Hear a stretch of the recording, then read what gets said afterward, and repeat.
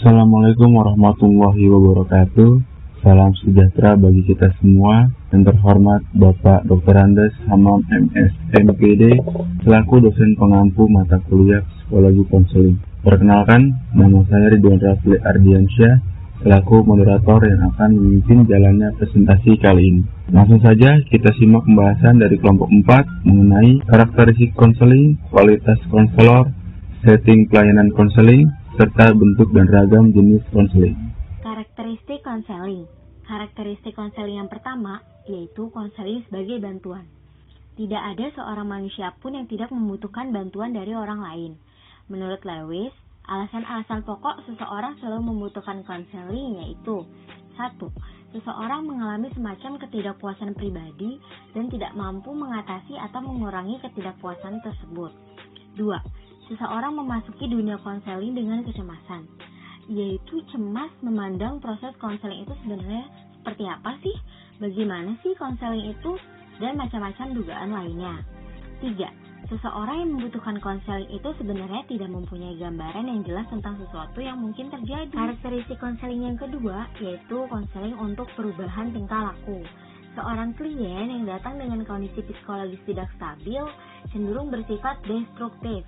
Sifat destruktif ini adalah sifat yang memusnahkan atau merusak. Kondisi psikologis yang buruk menyebabkan cara berpikirnya pun irasional. Dari pikiran, tingkah laku pun irasional. Maka, disinilah seorang konselor berperan mengubah tingkah laku irasional menjadi rasional kembali. Ada beberapa teori perubahan tingkah laku berdasarkan pada aliran psikologi, yaitu 1. Perubahan tingkah laku behaviorisme. Behaviorisme ini merupakan salah satu pendekatan dalam memahami perilaku individu. 2. Teori perubahan tingkah laku kognitif. Kognitif ini adalah kemampuan seorang anak untuk berpikir kompleks, menalar, dan memecahkan masalah. 3. Teori perubahan tingkah laku Gestalt. Ini mempelajari suatu gejala sebagai suatu keseluruhan atau totalitas. Data-data dalam psikologi Gestalt disebut sebagai fenomena atau gejala. Fenomena adalah data yang paling dasar dalam psikologi Gestalt.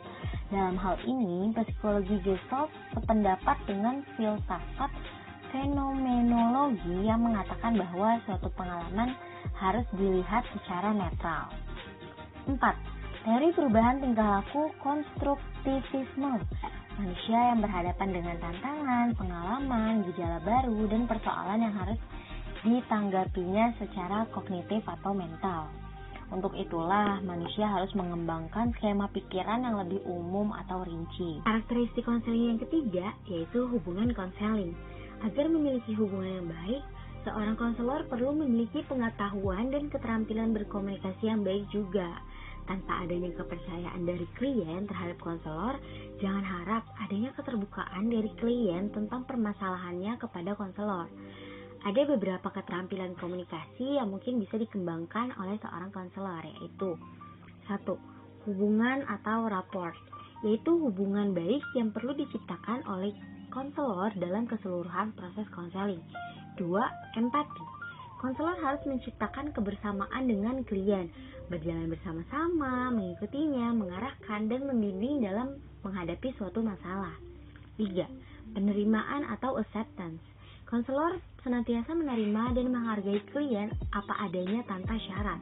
Konselor memiliki pandangan positif tentang klien, tapi bukan berarti bahwa konselor itu setuju dan menerima begitu saja nilai-nilai dan pandangan hidup klien. 4. Kesesuaian atau congruence. Konselor harus bisa menjadi dirinya sendiri seutuhnya, menyadari keterbatasan diri, tidak berpura-pura dalam bersikap, dan tidak mencoba menutupi kenyataan tentang dirinya sendiri. Karakteristik konseling yang keempat yaitu konselor dan klien sebagai tim kerja. Pada tahap awal konseling ini biasanya menjadi tahap yang paling sulit bagi keduanya, baik bagi konselor maupun klien. Ketika itu, untuk pertama kalinya mereka saling bertemu dalam relasi. Pada tahap awal konseling ini, konselor harus berfokus pada usaha membentuk relasi dengan klien. Ini itu mencakup usaha yang melibatkan klien dalam suatu kerjasama untuk memulai proses konseling tersebut. Konselor perlu menanamkan pemahaman tentang berusahalah mengenal klien dan usahakan agar dia menyukai Anda. Dan apabila pertemuan pertama berjalan dengan lancar, klien merasa senang terhadap konselor, maka intervensi lebih jauh lagi dapat dilakukan agar dapat bekerja sama secara efektif dengan klien. Konselor harus memperlihatkan sikap bahwa ia tertarik pada masalah klien dan sedang berusaha bekerja sama dengan klien. Penting bagi klien untuk merasakan kehadiran konselor di sisinya. Ini dapat diwujudkan dengan memperlihatkan minat yang mendalam kepada klien. Kualitas konselor. Pengertian kualitas konselor adalah semua kriteria keunggulan termasuk diri pribadi, pengetahuan, wawasan, keterampilan, dan nilai-nilai yang dimiliki konselor akan menentukan keberhasilan atau efektivitas proses bimbingan dan konseling. Adapun beberapa kepribadian yang perlu dimiliki oleh seorang konselor: pertama, beriman dan bertakwa; kedua, menyenangi manusia; ketiga, komunikator yang terampil; keempat, pendengar yang baik; kelima, memiliki ilmu yang luas, terutama wawasan tentang manusia dan sosial budaya; 6, menjadi narasumber yang kompeten; 7, fleksibel, tenang, dan sabar; 8, menguasai keterampilan atau teknik; 9, memiliki intuisi; 10, memahami etika profesi; 11, respect, jujur, asli, menghargai, dan tidak menilai; 12, empati, memahami, menerima, hangat, dan bersahabat; 13, fasilitator dan motivator; 14, emosi stabil, pikiran jernih, cepat, dan mampu; 15, objektif, rasional, logis, dan konkret; dan yang terakhir yaitu 16, konsisten dan tanggung jawab. Selanjutnya materi yang ketiga, setting pelayanan konseling. Dalam dunia konseling, terdapat beberapa setting atau tempat dalam pelayanan konseling, yaitu 1. Setting keluarga. Konselor keluarga dapat bekerja dalam lingkungan keluarga. Posisi konselor keluarga ini setara dengan dokter keluarga. Ketika berprofesi sebagai konselor keluarga, konselor harus menjaga kondisi KS dan KST anggota keluarga. Yang kedua, setting satuan pendidikan. Konselor dapat bekerja pada lembaga pendidikan, jalur pendidikan formal maupun non-formal. Pendidikan formal seperti sekolah atau madrasah dan perguruan tinggi, sedangkan pendidikan non-formal seperti tempat kursus dan majelis taklim. Yang ketiga, setting lembaga kerja. Konselor dapat bekerja pada kantor-kantor dinas pemerintahan, kantor perusahaan swasta, dan lembaga bisnis seperti pabrik, perusahaan, dan bahkan pada unit-unit perdagangan tertentu. Karakter pekerja dan pihak-pihak yang terkait dalam kelembagaan itu disesuaikan dengan karakteristik dunia kerja yang dimaksud dengan berbagai kontekstualnya. Yang keempat, setting kelembagaan sosial masyarakat. Kelembagaan seperti RT, RW, organisasi pemuda, olahraga, sosial dan politik, serta organisasi kemasyarakatan lainnya dapat menjadi lahan bagi konselor untuk mempraktikkan pelayanan konseling. Karakteristik kelembagaan yang dimaksud menjadi perhatian khusus konselor dalam melaksanakan pelayanannya. Yang kelima, setting praktik privat. Praktik privat yang dimaksudkan itu tidak terikat oleh suasana dan aturan kelembagaan tertentu, kecuali suasana dan aturan kelembagaan yang dibawa melekat pada diri subjek yang dilayani.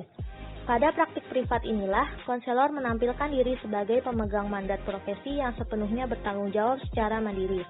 Sebagai syarat menjadi konselor adalah seseorang harus S1 bimbingan dan konseling ditambah dengan PPK, pendidikan profesi konselor. Adanya berbagai setting kehidupan di mana konselor dapat bekerja adalah suatu kenyataan. Dalam kondisi tertentu, konselor dapat bekerja hanya pada satu setting saja. Tetapi dalam kondisi lain dapat juga bekerja pada lebih dari satu setting sesuai dengan kesanggupan konselor.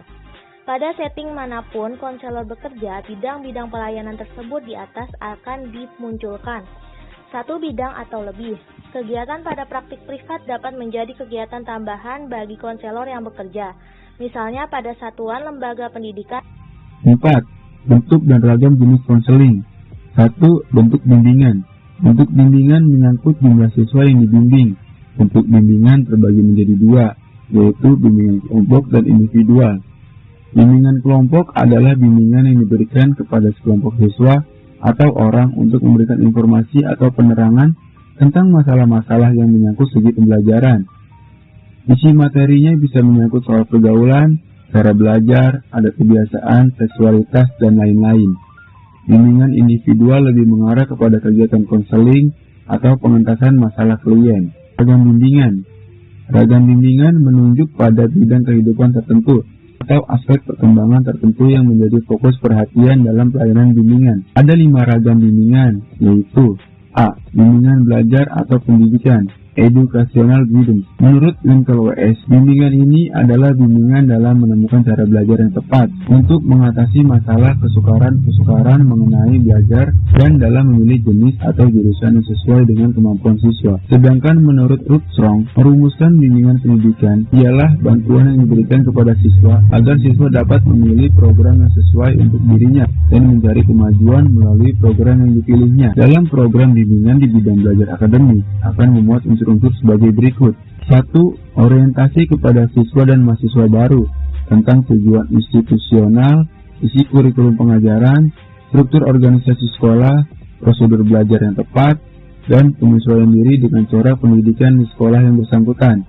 2. Penyadaran kembali secara berkala tentang cara belajar yang tepat selama mengikuti pelajaran di sekolah dan selama belajar di rumah secara individual atau secara kelompok.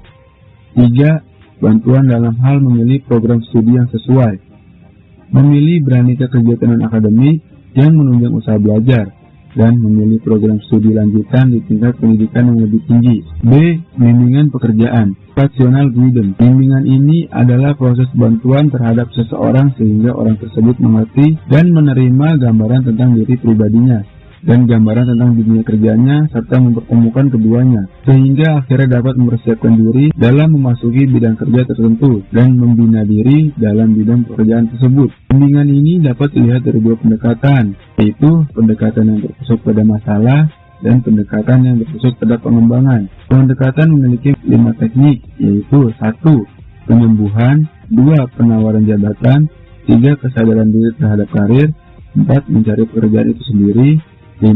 Antidiskriminasi. Teknik tersebut didasarkan pada asumsi bahwa individu memiliki masalah dalam memilih karir. C. Bimbingan pribadi dan sosial. Bimbingan ini dikaitkan dengan pengembangan pribadi siswa dan hubungannya dengan orang lain. Semakin dewasa individu, semakin banyak masalah pribadi dan sosial yang mereka hadapi. Bimbingan pribadi sosial mengandung unsur-unsur sebagai berikut. 1. Informasi tentang fase atau tahap perkembangan yang sedang dilalui oleh siswa dan mahasiswa.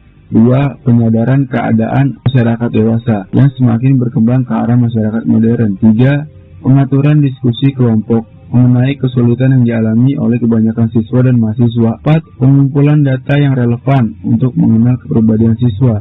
B. Bimbingan keluarga merupakan upaya pemberian bantuan kepada para individu sebagai pemimpin atau anggota keluarga agar mereka mampu menciptakan keluarga yang utuh dan harmonis, memberdayakan diri secara produktif, dapat menciptakan dan menyesuaikan diri dengan norma keluarga, serta berperan aktif dalam mencapai kehidupan keluarga yang bahagia. E. Bimbingan dalam menggunakan waktu senggang. Bimbingan ini diberikan kepada individu-individu dalam hal bagaimana menggunakan waktu senggangnya. Dapat diisi dengan kegiatan-kegiatan yang bermanfaat atau produktif.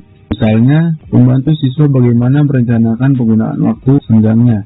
Demikian presentasi dari kelompok kami. Apabila ada yang mau ditanyakan, silakan mengajukan pertanyaan di WhatsApp Group. Saya selaku moderator mohon maaf atas kekurangannya dan terima kasih atas perhatiannya. Wabillahi taufiq wal hidayah. Wassalamualaikum warahmatullahi wabarakatuh.